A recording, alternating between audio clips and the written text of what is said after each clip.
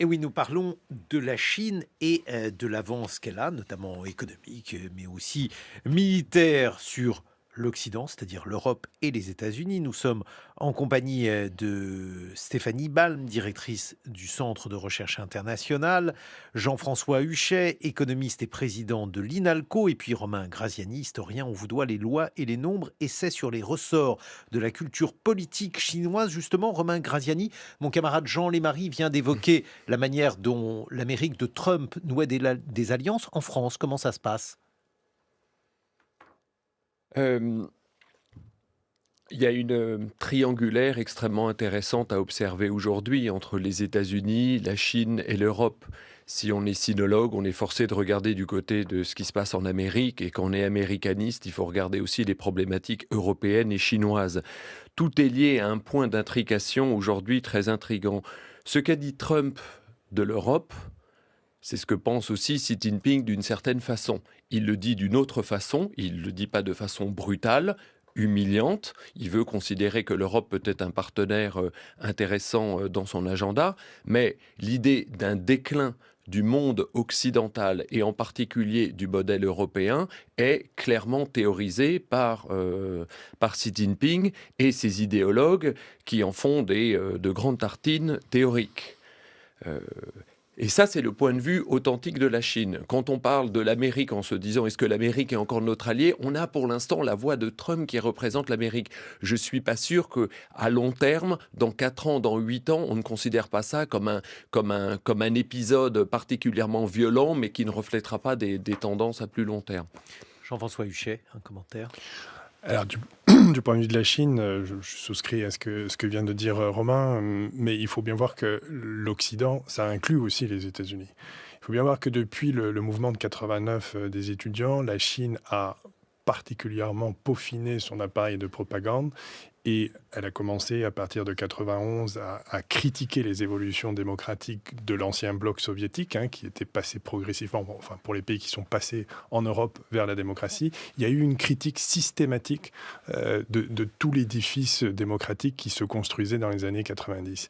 Et on le voit à partir de l'arrivée de Xi Jinping, il y a une idéologie qui se met en place qui est différente de celle de Deng Xiaoping sur le plan international, qui lui faisait plutôt profil bas, on construit l'économie avant d'avoir une politique plus ferme sur le plan international. Et on voit que Xi Jinping aujourd'hui est sorti du bois a une politique beaucoup plus agressive. Et dans cette agressivité, le déclin de l'Occident est quelque chose de très important sur le plan intérieur pour montrer la supériorité effectivement des institutions et de l'économie chinoise.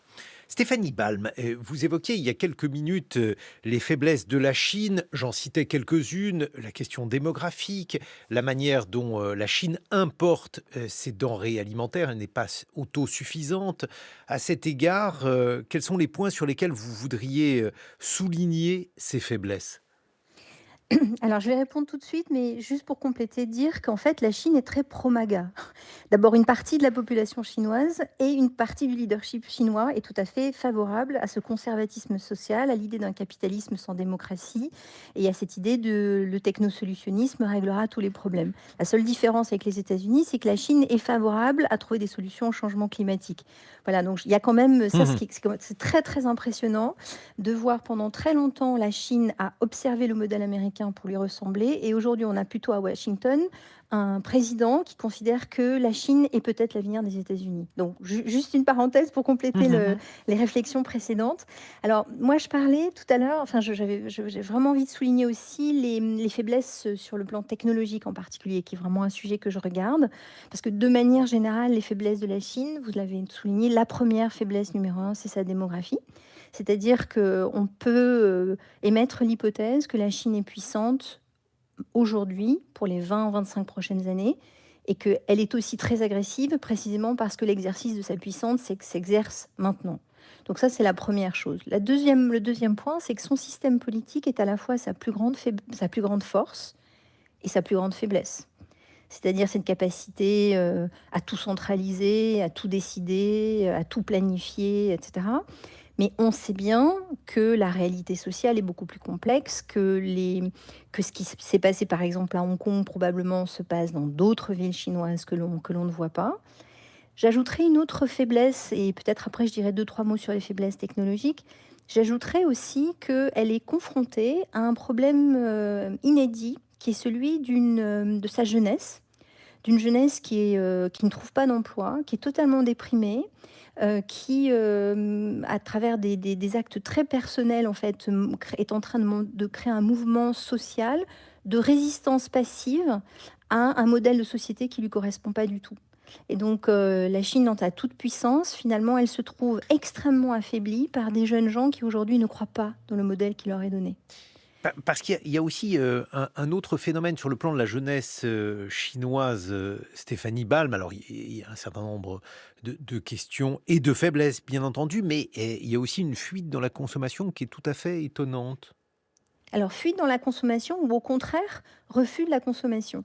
Par exemple, le phénomène dit des trangping, c'est-à-dire ces personnes qui refusent de se lever le matin, de sortir de chez eux, en fait, qui refusent de participer à un système qui, d'une part, a déjà décidé de leur avenir, et en même temps, pour lequel ils ont l'impression que les générations précédentes, c'est-à-dire celles de leurs parents, ont tout investi, et un modèle auquel ils ne croient pas.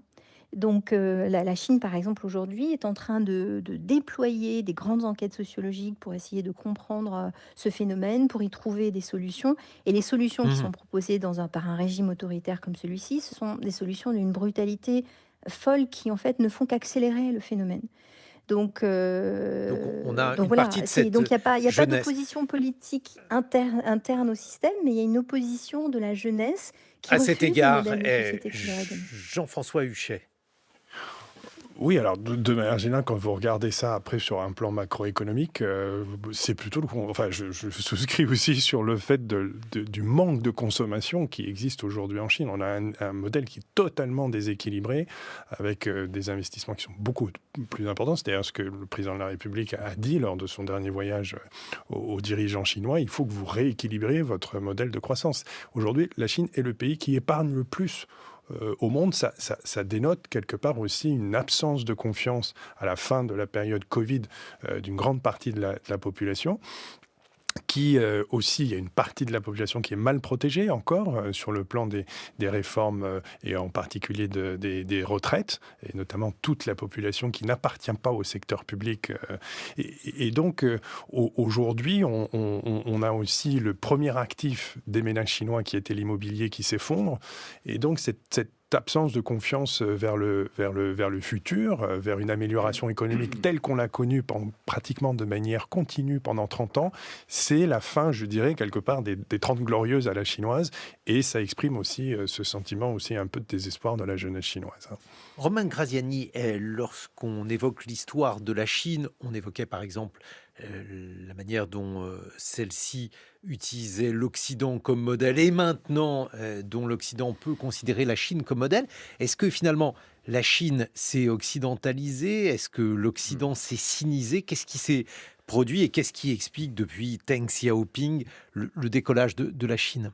Alors, c'est plusieurs questions, c'est assez complexe, mais voici une réponse simple. D'abord, l'Europe s'est sinisée sans s'en rendre compte. À mon avis, à partir du XVIIIe siècle, par une médiation assez complexe, notamment avec les jésuites, par l'intermédiaire des jésuites et des Lumières, nous avons adopté les institutions centrales qui définissent l'État moderne, et on le doit en grande partie à la Chine. Le système des examens, le système du recrutement d'une élite méritocratique, la bureaucratisation, la rationalisation administrative, la constitution de normes homogènes pour réglementer le pays, l'idée d'une impartialité de la loi et d'un État centralisé. Vous diriez que tout ça, ce sont des idées chinoises? Ce sont des idées qui ont été pour la première fois expérimentées avec beaucoup de succès en Chine à une époque où il n'y avait rien de comparable dans le monde occidental et qui a fait son chemin sur tout le continent asiatique jusqu'à toucher nos nations d'Europe occidentale. Oui. Donc une première vague de sinisation. Une première vague de sinisation. La Chine nous a notamment aidé à concevoir à l'époque des Lumières un État bureaucratique et rationnel débarrassé des pouvoirs occultes et religieux. Donc en ce sens-là, il y a une sorte de sinisation inconsciente de l'Europe. Ensuite, la nation chinoise, bien entendu, a abandonné ses traditions scientifiques pour la plupart pour se mettre à l'école des mathématiques occidentales, à la physique moderne, à la chimie, et a appris à épouser ce programme scientifique tel qu'il s'était conçu et tel qu'il progressait en Occident. Il l'a clairement assimilé. Il subsiste aujourd'hui de façon parallèle des savoirs typiquement chinois, que ce soit en médecine ou dans les sciences du corps en général. Mais les scientifiques chinois aussi, aujourd'hui, sont des scientifiques formés à l'occidental. Ça, c'est sûr. Mais les Chinois nous ont légué la première technocratie de l'histoire. Et je voudrais, après, on pourra rediscuter des forces et des faiblesses aujourd'hui du modèle chinois. Jean-François Huchet. Ce qui est intéressant aujourd'hui, quand vous regardez sur le plan on parle de réarmement industriel aujourd'hui en Europe, mais en fait, la Chine nous apporte énormément de leçons dans son rattrapage technologique et économique. Et on voit aujourd'hui, je dirais presque des gros mots qui étaient considérés intégration industrielle, planification industrielle. On voit effectivement ressurgir en Europe. Et quand je vous disais tout à l'heure que l'idéologie économique de la Chine n'a jamais été pleinement une économie de marché, loin de là, on y a cru à un certain moment donné. Eh bien aujourd'hui, on voit bien qu'on a quelque part, on imite ce retour à une planification, à l'autonomie stratégique, à la souveraineté, qui sont des choses et des termes qui ont été quelque part très largement diffusés en Chine dans sa stratégie économique. Et là, Stéphanie Balm, ce sont des termes qui étaient utilisés pour être critiqués jadis. C'était le Gosplan et ça faisait rire. Maintenant, ça ne fait plus trop rire. Si, ça non. vous fait encore rire. Mais... non, mais donc, quelle est votre question? Ça veut dire qu'en fait, ce sont des pistes qui fonctionnent en Chine. Ah oui, bien sûr. Et en fait, la Chine s'est quand même énormément occidentalisée. Enfin, quand même, elle est devenue un État-nation, reconnu par les Nations Unies. Elle prône le marxisme-léninisme, elle est intégrée à l'OMC, elle a mis en place les Jeux Olympiques. Je vous avoue que le marxisme-léninisme, je n'ai jamais très bien compris ce que ça voulait dire en Chine. J'ai bien compris qu'il y avait un souci de parti unique, mais pour les références à Marx, là par contre, c'est quelque chose qui m'échappe en partie. Eh bien, écoutez, non, d'abord parce que la Chine arrive à établir une forme de synthèse et à réinventer le marxisme-léninisme, mais je dirais surtout en se focalisant sur le léninisme et surtout avec cette idée d'une obsession d'un État parti armé unique et tout le modèle politique autour du centralisme démocratique, c'est-à-dire qu'en fait, avec une forme de prétendument discussion au sein des instances dirigeantes, mais avec une centralisation forte du modèle de décision organisée aussi par des technocrates. L'interview que vous nous avez fait entendre précédemment disant que la Chine était un pays d'ingénieurs, en fait, la Chine est un pays d'ingénieurs depuis 1949. Et précisément sous l'influence de l'Union soviétique.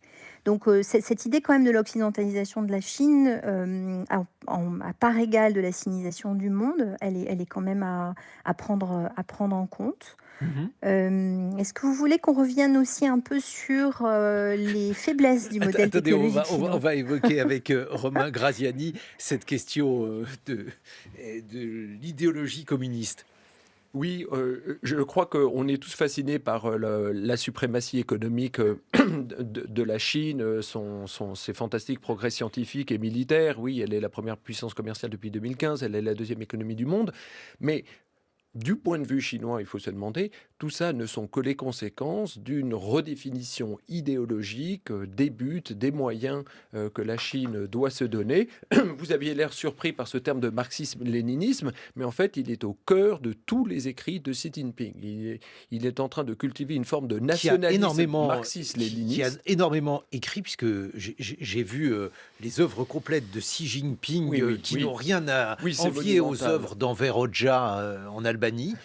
C'est un Oui, polygraphe. il est bien entouré, il a une bonne équipe de scribes et d'intellectuels dans son entourage. Effectivement, il est soucieux de s'exprimer autant sur la culture classique que sur l'avenir du monde, hein. Et puis, alors, tous ces discours, tous ces discours font la part belle au marxisme-léninisme. Le miracle économique chinois, contrairement à ce qu'on pense, il est dû à l'application du marxisme-léninisme à la chinoise. Xi Jinping, et non pas à une sorte d'ingéniosité économique le marxisme-léninisme. Qu'est-ce que ça veut dire le marxisme-léninisme dans ce C'est-à-dire que contexte-là? la Chine a su historiquement saisir sa chance pour adapter les rapports de force de production aux rapports de production en revenant aux bases du matérialisme historique, en montrant qu'aujourd'hui, cette forme de rationalité, elle était applicable en Chine et elle a permis, selon le schéma de développement productif prôné par Marx, elle a permis à la Chine de développer en quelques décennies ce que l'Occident a mis plusieurs siècles à développer. Et ce marxisme-léninisme, il permet aussi de condamner le bloc des États-Unis et le bloc européen en montrant que cette économie sauvage et capitaliste, dont Jean-François a bien montré qu'elle n'était pas du tout adoptée par la Chine, ne menait à une impasse, menait à un déclin, et qu'au contraire, la Chine avait su adopter le bon modèle pour régner de façon suprême sur le monde. Jean-François Huchet. Je suis admiratif devant la définition que vient de donner Romain sur le... Je ne suis pas sûr que ce soit du marxisme orthodoxe, mais je vous laisse commenter. En fait, il faut bien voir qu'en 78, véritablement, Deng Xiaoping a tâtonné énormément sur la question idéologique. Il voulait se débarrasser du maoïsme qu'il considérait comme qui avait une influence politique trop forte sur l'économie. Et donc, on a vu, et ça a perduré au-delà de la mort de Deng Xiaoping jusqu'à l'arrivée de Xi Jinping, on a vu en fait une idéologie qui essayait de s'accommoder quelque part en gardant, parce qu'il y avait un parti communiste sur le plan politique, il fallait garder effectivement cette idéologie, mais il y avait quand même des formes de souplesse et d'adaptation, si vous voulez, de ce marxisme et de tout le modèle économique qui était derrière. Et vraiment, la rupture, c'est l'arrivée de Xi Jinping avec une idéologie. Et il faut le prendre au pied de la lettre, il faut lire ces textes, parce qu'on voit aujourd'hui qu'elle constitue véritablement l'ossature véritablement de tout ce qui est décidé aujourd'hui en matière économique et militaire ou sur le plan international. Bon, en tout cas, ce que l'on voit aujourd'hui dans la presse en matière de caractéristiques chinoises, c'est ce que nous dit le juriste et militant des droits de l'homme en exil, juriste et militant chinois Teng Biao. Il explique dans Libération aujourd'hui que le totalitarisme, je le cite, le totalitarisme numérique de Pékin contrôle chaque mouvement à chaque instant. Et là aussi, c'est très impressionnant.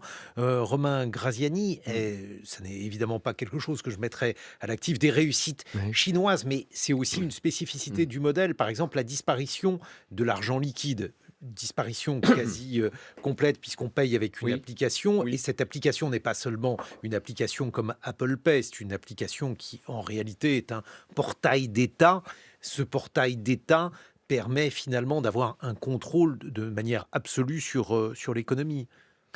Le fait de plus se servir d'argent n'est qu'un des effets d'une immense révolution digitale qui a envahi tout le pays. Les institutions d'État, la justice, les forces de police, les forces éducatives connaissent cette révolution numérique où des processus impersonnels remplacent des tâches humaines, où des tâches automatiques, de pilotage automatique gèrent la plupart des choses. La circulation, les transactions monétaires, les quantifications des conduites sociales, bien entendu. La monnaie n'est que l'une des choses les plus visibles et les plus surprenantes pour nous.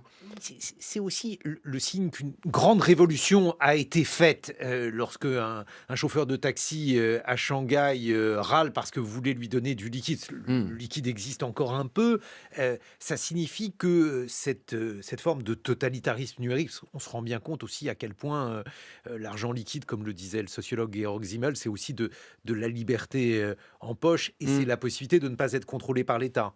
Alors, vous parlez d'un chauffeur de taxi, mais bientôt, il n'y en aura plus. Il y a déjà des villes où on prend des taxis sans chauffeur. Je veux dire, on va encore plus loin. C'est presque archaïque encore aujourd'hui d'avoir un chauffeur. Mais effectivement, ces plateformes numériques sont un outil de surveillance, de déduction, de traçabilité constant de chaque citoyen. Stéphanie Balme. Oui, moi je pense pas du tout. Je pense qu'on fait fausse route en imaginant qu'avoir de l'argent en poche, c'est un signe de liberté en Chine.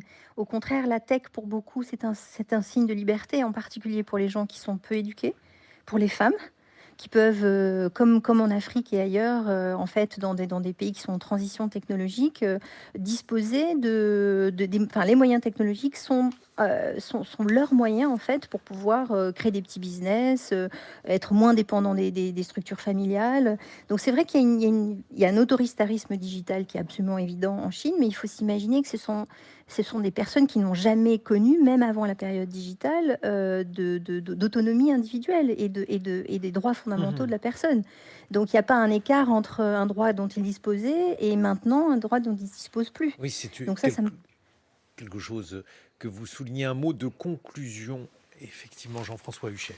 Oui, je pense que on a eu une révolution Internet et vraiment le pouvoir a poussé aussi dans cette direction pour essayer aussi de diffuser Internet aussi sur le plan industriel et économique. Et on voit apparaître aujourd'hui avec l'intelligence artificielle, tous les rapports l'indiquent, les livres blancs notamment, qu'il va falloir développer l'utilisation massive de l'intelligence artificielle dans la population chinoise et c'est la brique qui va permettre de construire effectivement l'industrie et la science. Là-dessus aussi, Romain Graziani, en conclusion, la Chine a une avance. La Chine a une avance, mais c'est parce que cette avance répond à un projet qui s'enracine très tôt dans son histoire. Et justement, pour l'usage de l'intelligence artificielle, je dirais qu'elle répond à un très ancien souhait, au moment où se construit l'État chinois, d'arriver à une certaine impersonnalité et impartialité dans les modes de gouvernance. Ça s'est fait, comme j'essaie de l'expliquer, par les lois et les nombres. Aujourd'hui, ça se fait, sous sa forme rénovée, par l'intelligence artificielle. Merci beaucoup Romain Graziani. On vous doit Les lois et les nombres, essai sur les ressorts de la culture politique chinoise. Stéphanie Balme, directrice du Centre de recherche international de Sciences Po, et Jean-François Huchet, économiste et président de l'INALCO.